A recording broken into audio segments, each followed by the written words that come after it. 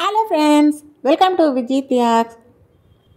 அவள் விகடன் சமையல் super star அதில் நடக்கிற நிகழ்ச்சியில் நான் எடுத்த வீடியோஸை தான் உங்கள் கூட ஷேர் பண்ண போகிறேன். முதல்ல பார்ட்டிசிபேட் பண்ணதில் ரொம்ப கம்மியான டிஷ் வச்சேன், அதனால் செலக்ட் ஆகலை. சிறுதானியத்தை மையப்படுத்தி வைங்க அப்படின்னாங்க. இந்த பட்டு சாரீ டாப் 20ல் இருக்கிறவங்களுக்குலாம் கொடுத்தாங்க. அதை வாங்கிட்டு வீட்டுக்கு வந்துட்டுருக்கலாம். தீனா சார்கிட்ட நான் பண்ண டிஷ் எப்படி இருக்குன்னு, எல்லாமே நல்லா இருந்ததுன்னாரு. அப்புறம் ஏன் சார் டாப் 10ல் நான் வரலன்னு. விடாமுயற்சியோடு நீங்கள் நாளைக்கு வாங்க, திருப்பி உங்களோட சிறுதானியங்களை இம்ப்ரூவ் பண்ணி காட்டுங்க, அதில் செலக்ட் ஆக உங்களுக்கு வாய்ப்பு இருக்குன்னாரு. இதை சொன்னால் போதுதா, 9 மணிக்கெலாம் வீட்டுக்கு வந்து, ஏற்கனவே நேற்று 3 மணிக்கு எழுந்தது, இன்றைக்கி திருப்பி வீட்டுக்கு வந்து ரெஸ்ட் எடுக்கலான்னு பார்த்தேன்.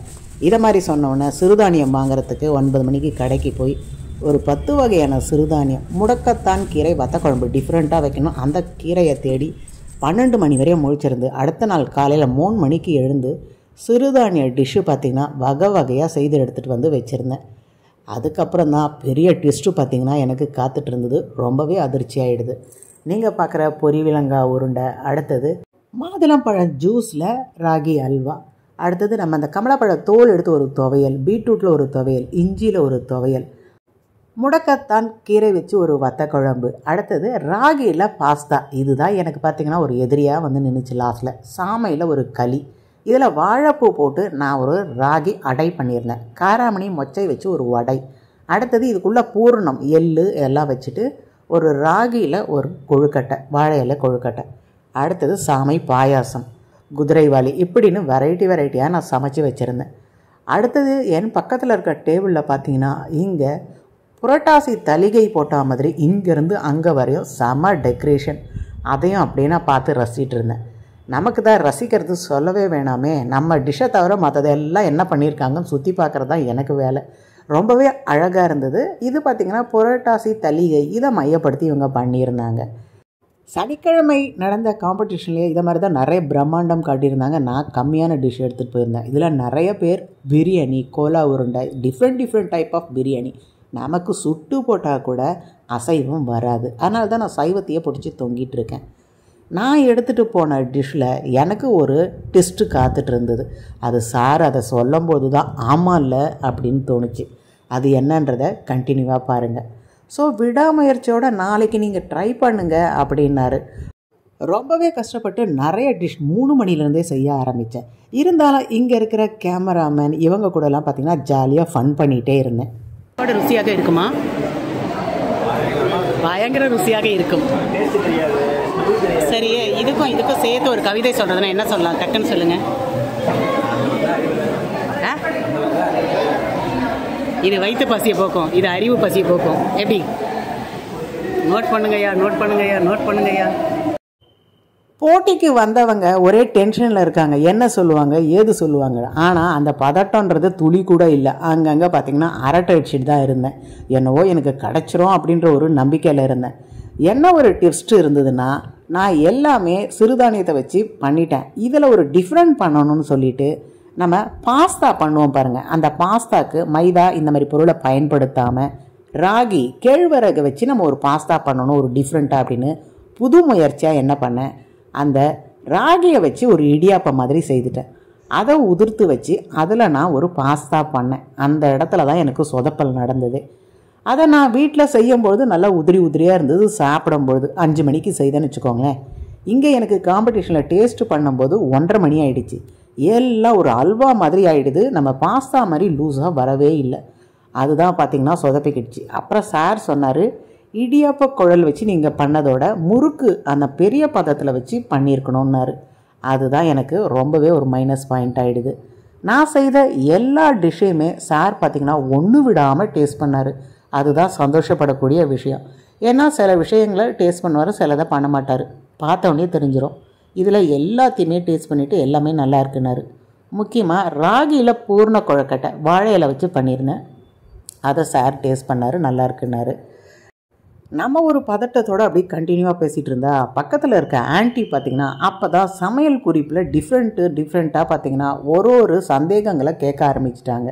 நம்மளோட நல்ல ஒரு ஃப்ளூயன்ஸாக பேசிகிட்டே வந்தோம். அங்கே போயிட்டு பேச ஆரம்பிச்சிருவேன். என்ன பேச வந்தோம், என்ன சொல்ல வந்தோம் அப்படின்றது எனக்கு சுத்தமாக பார்த்திங்கன்னா மறந்து போயிடுச்சு. அப்படியே கொஞ்சம் நேரத்துக்கு நான் கம்முனே நின்றுட்டேன். இவ்வளோ டிஷ் பண்ணியிருந்தேன், அதோட நன்மைகள் சொல்லணும், அது எப்படி செய்தோன்னு சொல்லணும் அப்படின்ட்டு எல்லாமே யோசித்து வச்சுட்டு இருந்தேன். எல்லாமே கரெக்டாக பார்த்திங்கன்னா மறந்தே போச்சு. ஒரு காம்படிஷன் வந்துட்டா ஒருத்தவங்க பேசிகிட்டு இருக்காங்கன்னும் போது மற்றவங்க டிஸ்டர்ப் பண்ணக்கூடாது அப்படின்றது தெரியறதில்ல. ஸோ எல்லாத்தையும் சொல்ல வந்ததையும் மறந்துட்டேன், எப்படி செய்தன்றதை சொல்ல வந்ததையும் மறந்துட்டேன். சார் எல்லாத்தையுமே டேஸ்ட் பண்ணிட்டாரு. ஆனால் இந்த பாஸ்தா கிட்ட வரும்பொழுது பாஸ்தா பார்த்திங்கன்னா இந்த மாதிரி இருக்கக்கூடாதுன்னார். நான் சொன்னேன், காலையில் செய்யும்பொழுது நல்லா உதிரி உதிரியாக நல்லா இருந்தது சார், அப்படியே இருந்தாலும் டேஸ்ட் நல்லா இருக்குது. நீங்கள் ராகியை வந்து முறுக்கு புழியிற பாருங்கள், நம்ம ஸ்பெகட்டி எப்படி இருக்கோ அந்த ஷேப்பு, அந்த ஷேப்புக்கு வர அளவுக்கு பெரிய குழல் வச்சு புழிஞ்சிட்டு நல்லா உதிரி உதிரியாக எடுத்துட்டு அதுக்கப்புறம் நீங்கள் போட்டிங்கன்னா கூழ் மாதிரி கெட்டி கட்டாமல் இருக்கும். ஸோ நீங்கள் இடியாப்பம் புழிஞ்சதால் ரொம்பவே நைஸாகிடுது. அது சூடோடு நீங்கள் பாஸ்தா பண்ணிவிட்டு ஹாட் பேக்கில் போட்ட உடனே அது இன்னும் நல்லா வெந்து போயிட்டு கஞ்சி மாதிரி சேர்ந்து போயிடுச்சு. ஸோ அந்த பாஸ்தா பார்த்திங்கன்னா உங்களுக்கு சொதப்பிடுச்சு அப்படின்னாரு. ஸோ என்ன தான் 10 டிஷ்ஷு பண்ணாலும் ஒரு டிஷ்ஷு நமக்கு சொதப்பிடுச்சுன்னா அது மைனஸ் தான் அப்படின்னு நான் தெரிஞ்சுக்கிட்டேன். காம்படிஷன் நீங்கள் போகிறீங்க அப்படின்னா எடுத்துகிட்டு போகிற டிஷ்ஷில் எதனா ஒன்று சொதப்பிடுச்சின்னு உங்களுக்கு தெரிஞ்சிடுச்சுன்னா அதை மேலே வைக்காமல் எடுத்து கீழே வச்சுருங்க. அதுதான் இந்த காம்படிஷனில் எனக்கு கிடச்ச ஒரு டிப்ஸ்.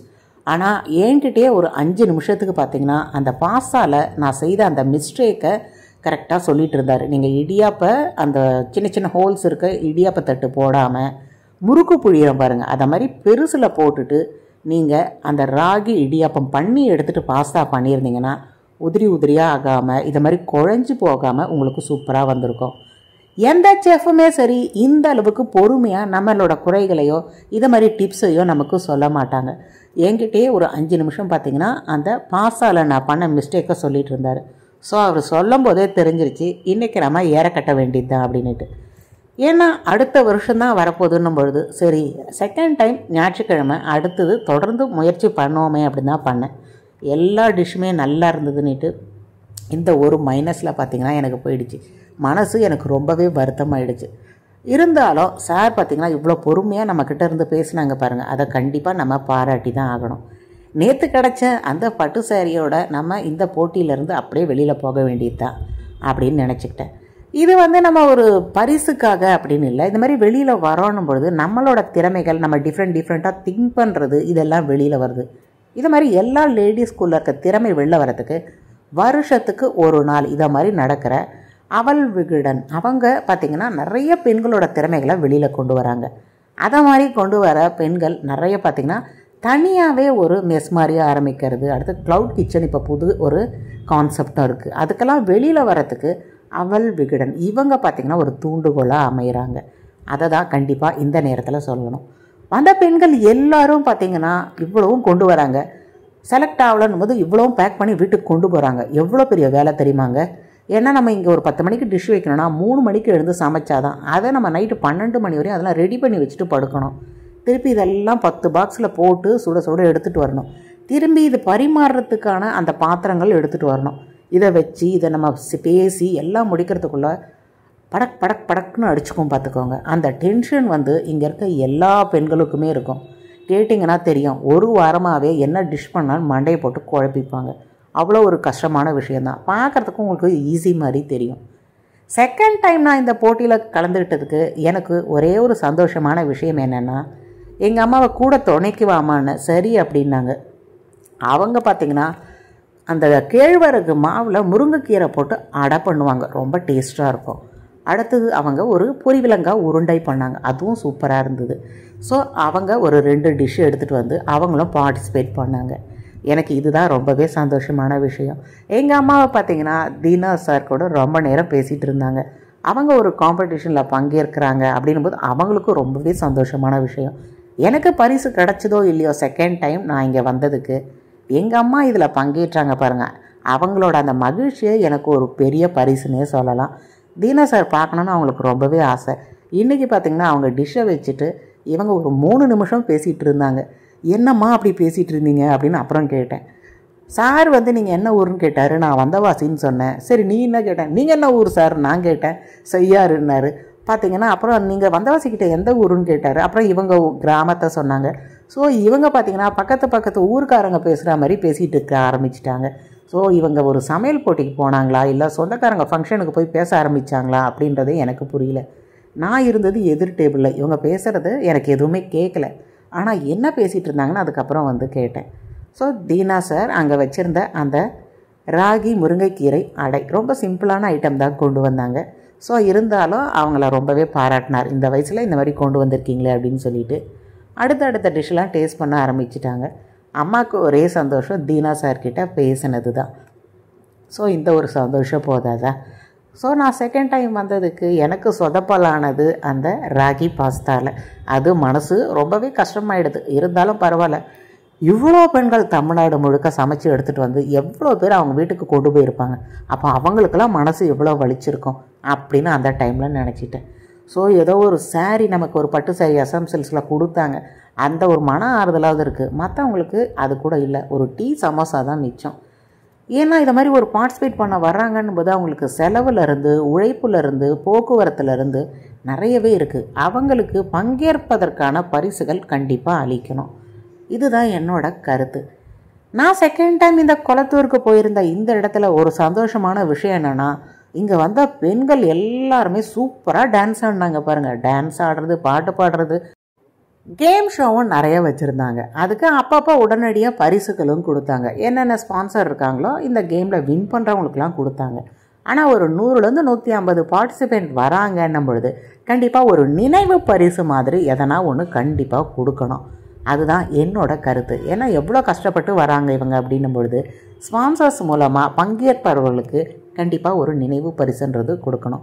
இதுதான் இப்போ பார்த்திங்கன்னா நான் வலியுறுத்தக்கூடிய ஒரே கருத்து. வந்த பெண்கள் எல்லாருமே செம்மையாக டான்ஸ் ஆடுறது, பாட்டு பாடுறது நல்லா என்ஜாய் பண்ணாங்க.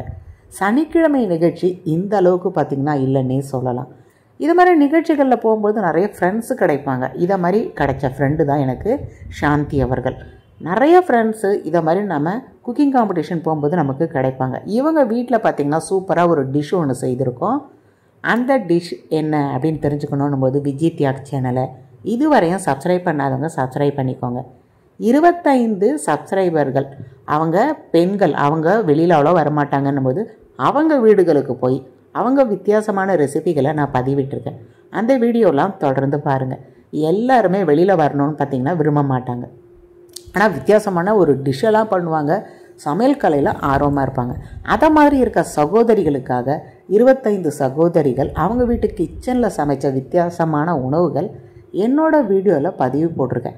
வீடியோ அப்படின்றதில் சப்ஸ்கிரைபர்னு கிளிக் பண்ணிங்கன்னா அவங்களோட சமையல்கள் வரும். கண்டிப்பாக இந்த மாதிரி ஒரு வித்தியாசமான சமையல் குறிப்புகளோட மற்ற கிச்சனில் இருக்கிற வீடியோஸை எந்த யூடியூபர்ஸும் அவ்வளோவா ட்ரை பண்ண மாட்டாங்க. பல ஊர்களுக்கு போய் நிறைய வீடியோ பார்த்திங்கன்னா இது மாதிரி அவங்க கிச்சனில் நான் ட்ரை பண்ணியிருக்கேன்.